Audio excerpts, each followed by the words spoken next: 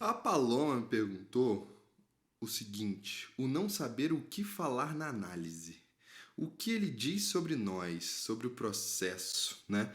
Na verdade, você não especificou, a Paloma não especificou se era o analista ou o cliente, né? A gente tem que olhar em perspectivas diferentes, né?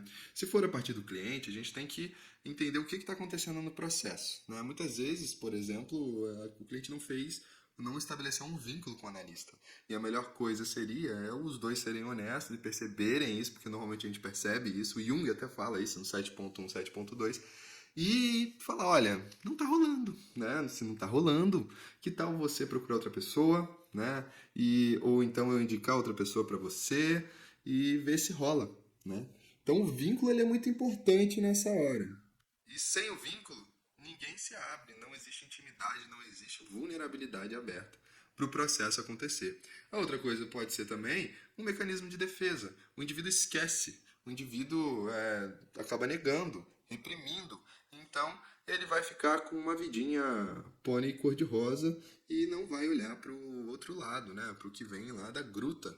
E aí também não tem processo, tá? Então, pode ser um estabelecimento de vínculo ou pode ser uma defesa do cliente, tá bom? Agora, no analista, né, assim, é não saber o que falar na análise enquanto analista. O cliente está lá falando, está se abrindo e tudo mais, e aí vem aquele silêncio, né? E muita gente tem medo do silêncio, né? Tem uma vozinha aqui dentro falando, fala alguma coisa, ele está esperando falar alguma coisa, responda, né? E aí eu evoco um livro, né, chamado O Abuso de Poder na Psicoterapia, e até um outro livro, né, que é, se eu não me engano, é do Hillman, que ele é do Hillman, mas eu acho que é uma busca interior em psicologia e religião, é esse mesmo. E o Abuso de Poder na Psicoterapia é de um autor chamado Adolf Guggenbuch-Craig, que eles conversam bastante, né? Portanto, que o Hillman vai falar sobre a ideia de ouvir, né? E o Adolf Guggenbuch-Craig vai falar sobre a ideia de poder. E a gente tem que lembrar o seguinte, que a nossa missão, a nossa primeira missão é ouvir. É ouvir o cliente. Gente, vocês não têm noção, e aqui eu não estou falando só de análise, mas o quanto estamos surdos para os outros. Isso é de uma forma generalizada no mundo. Então, ter os ouvidos abertos, ter uma escuta ativa, como diria o James Hillman, receber a história do outro como se fosse uma mitologia pessoal é de extrema importância e prioridade. O silêncio pode não só significar essa vozinha falando, fala alguma coisa porque está em silêncio, mas pode também trazer a ideia de eu estou aqui e estou te escutando, eu estou te recebendo, eu estou te compreendendo, tanto no sentido de abraçar, se a gente for olhar na etimologia, ou no sentido de colocar para dentro, ou seja, colocar para dentro do abraço. A escuta é muito importante nessa hora. E o silêncio, ele pode demonstrar exatamente isso nessas horas.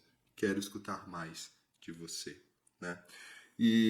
Mas também a gente não pode esquecer dessa vozinha. E aí eu vou falar do abuso de poder na psicoterapia, porque o Adolf Guggenbuch-Craig, né, ele vai falar que uma das sombras do analista, gente, tem sombra, tem muita sombra, eu ia falar um palavrão aqui, tem muita sombra, vocês não têm noção, nesse livro que ele traz. E uma, né, das vozes é do charlatão.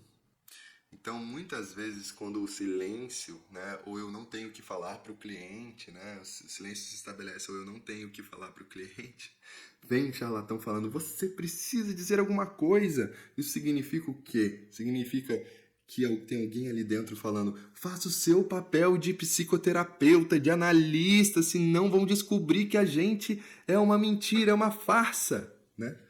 E, na verdade, a melhor coisa que a gente poderia fazer é entender, escutar essa voz, levar para terapia e tentar dialogar com essa voz, porque não que ela não faça parte do processo, mas provavelmente, e com certeza, na verdade, ela vai revelar um aspecto nosso, talvez uma insegurança, uma inferioridade ou alguma coisa assim, né?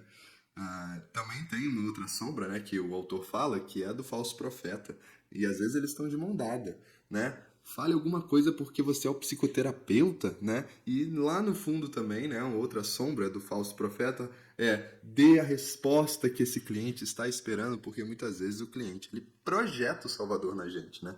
No famoso me diga o que eu tenho que fazer, ó psicoterapeuta. E na verdade é um desserviço, né? A gente apontar caminhos nesse sentido, né?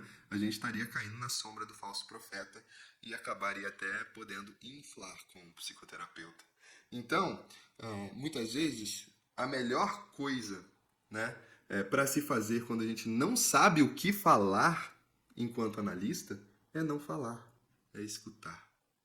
Né? Por isso que a gente estuda exatamente para chegar num ponto como esse, saber o que não falar. E isso quando a gente descobre isso, é um ganho muito grande para a prática clínica. Porque o que a gente fala pode comprometer e muito o processo. Tá bom? Acho que é isso. Até a próxima.